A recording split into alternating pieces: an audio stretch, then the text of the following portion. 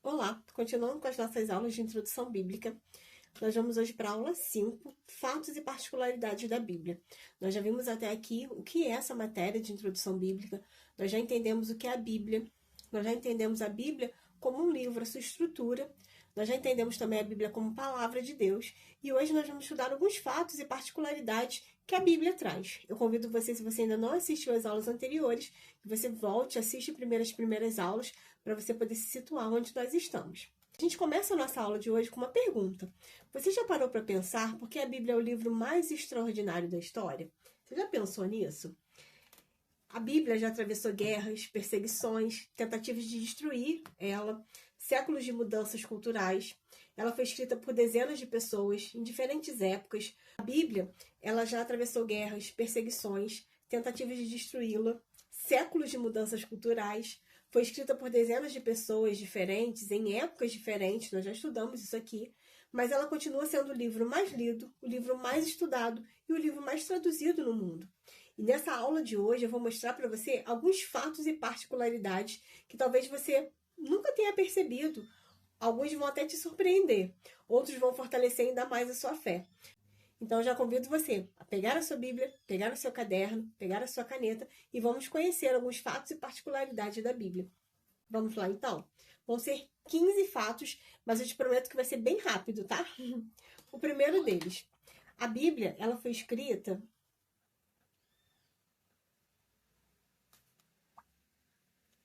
aproximadamente ao longo de 16 séculos.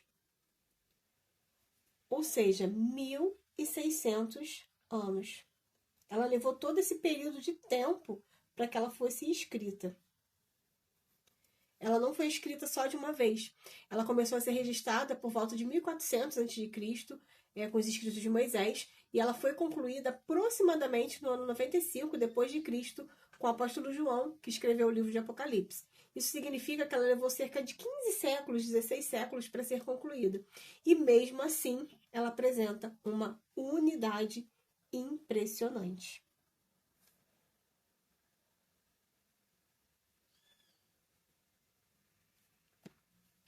O segundo fato e particularidade é que ela tem cerca de 40 autores. Esses escritores da Bíblia tinham profissões diferentes. Nós encontramos reis, profetas, pescadores, nós encontramos médicos, sacerdotes, cobradores de impostos, pastores de ovelhas, escribas. Alguns viveram em palácios, outros escreveram de prisões, e mesmo assim, com realidades tão diferentes, em épocas tão diferentes, todos apontam para o mesmo Deus e para o mesmo plano de salvação. Os 40 autores vão apontar para Jesus. Terceiro, a Bíblia, ela foi escrita em 3 idiomas. A maior parte do Antigo Testamento foi escrito em hebraico e tem pequenas partes do Antigo Testamento que foi escrito em aramaico. Mas a maioria do Antigo Testamento é escrito em hebraico. E o Novo Testamento foi escrito em grego. Esses foram os idiomas mais importantes do mundo antigo, e cada um deles ajudou a transmitir a mensagem de Deus para diferentes povos. Então, a maioria do Antigo Testamento foi escrito em hebraico, alguns trechos em aramaico, e o Novo Testamento todo foi escrito em grego. Quarto fato e particularidade. Ela foi escrita, a Bíblia, também em 3 continentes. São eles: Ásia, Europa e África. Moisés escreveu parte da Bíblia no deserto. Paulo escreveu várias cartas durante suas viagens missionárias na Europa. João escreveu o Apocalipse na ilha de Patmos. E isso mostra como Deus foi conduzindo a história em diferentes lugares do mundo. Quinto fato e particularidade: que ela possui 66 livros, sendo 39 no Antigo Testamento e 27 no Novo Testamento. Vou deixar um printzinho para você ter a primeira folha da aula de hoje. Então, embora eles tenham sido escritos separados, Os 66 livros também apontam para o mesmo tema, que é Jesus.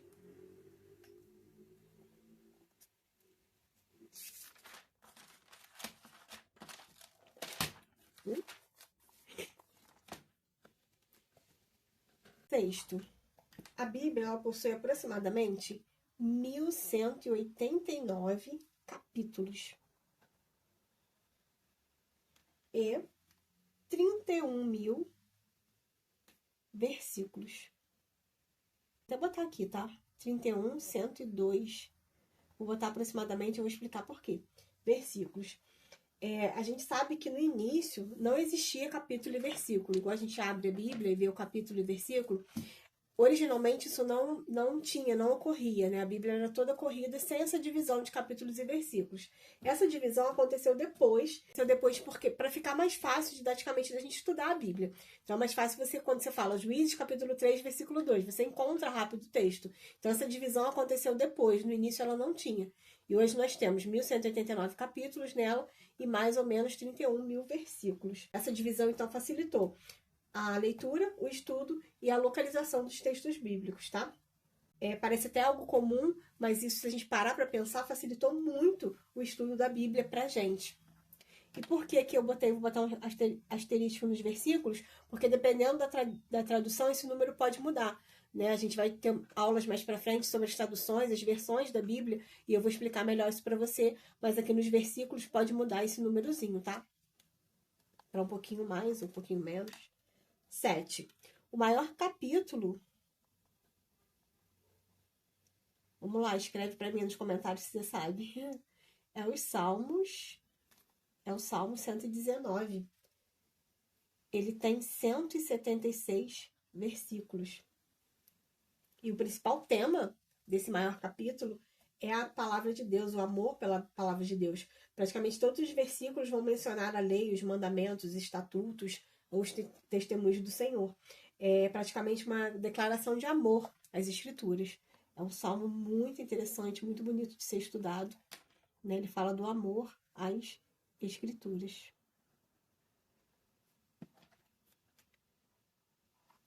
A oitava particularidade é o menor capítulo, que também se encontra nos Salmos. É o Salmo 117. Ele contém apenas 2 versículos. Você abrir a sua Bíblia lá, o Salmo 117.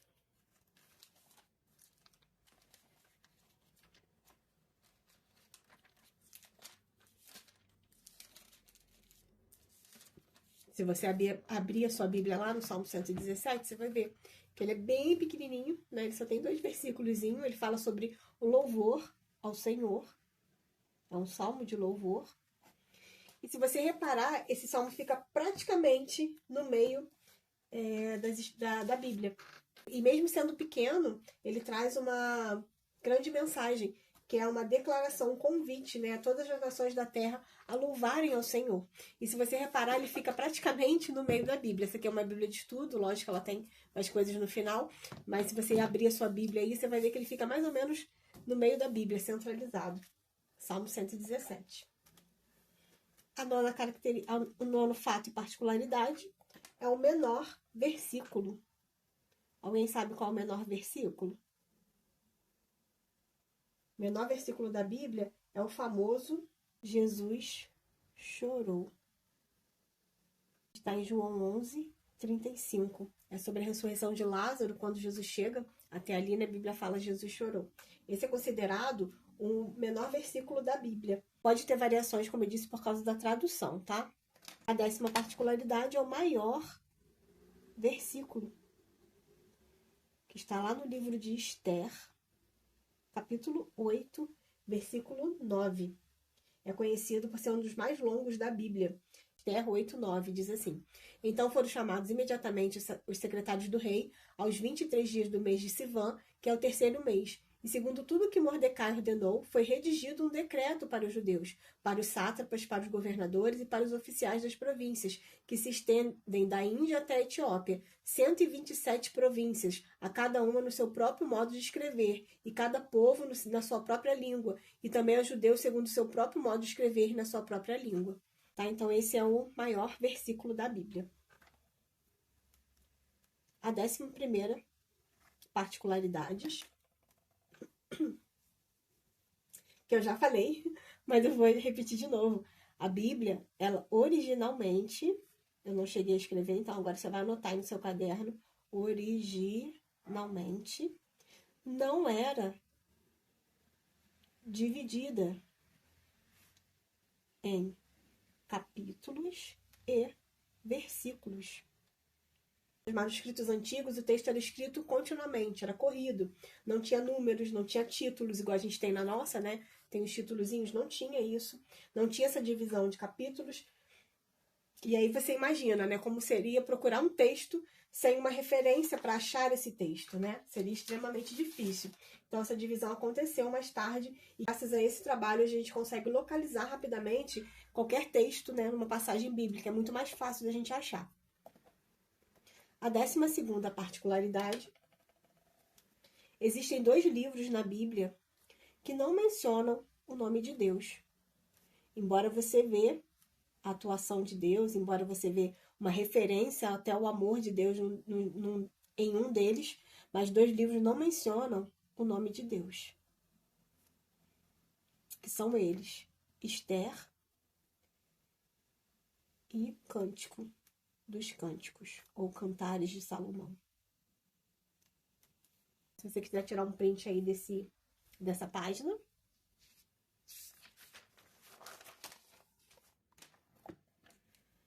A 13ª é que Jesus é o tema central da Bíblia. Muita gente pensa que Jesus só aparece no Novo Testamento, mas Jesus está presente desde o início da Bíblia. Em Gênesis tem uma promessa, né, que a mulher, Gênesis 3,15, que a mulher pisaria na cabeça da serpente. Ali já era uma promessa da vinda de Jesus. Há símbolos, há tipologias que apontam para Jesus. Os profetas anunciaram, né, a sua vinda séculos antes de acontecer. E os evangelhos vão contar a sua vida, as cartas vão explicar a sua obra.